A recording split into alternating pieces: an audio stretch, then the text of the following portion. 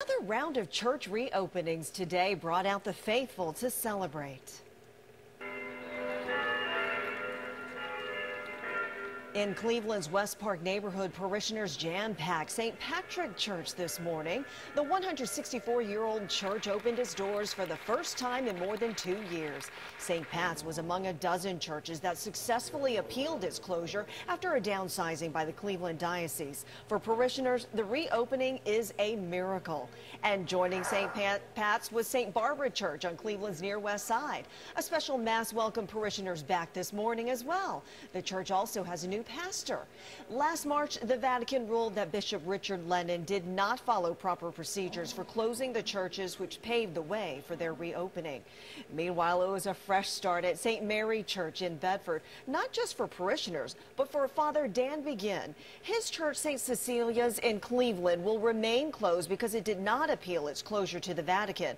Father Dan will now lead St. Mary Parish as it begins a new chapter. Channel 3's Pamela Osborne has that story. When you lose something and it comes back at you, it's an unbelievable feeling.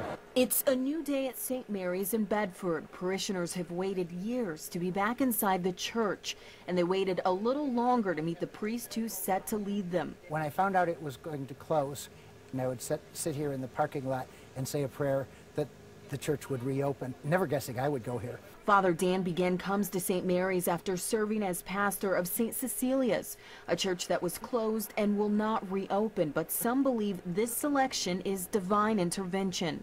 Today is the culmination of a miracle, as far as I'm concerned. Hundreds packed the pews for today's liturgy, and when there wasn't room to sit, they stood. A lot of other people had more hope than I did, but the glimmer was always there. As glimmers of hope were transformed into hearts full of faith. Whether parishioners from St. Cecilia's will worship here is not known. Father Dan isn't pushing it. I'm encouraging people that if they're very involved in a parish, to stay involved in the parish and to come and visit anytime. And so now a new chapter begins with a prayer, a song, and a parish preserved at the hands of those with enormous faith. Pamela Osborne, Channel 3 News.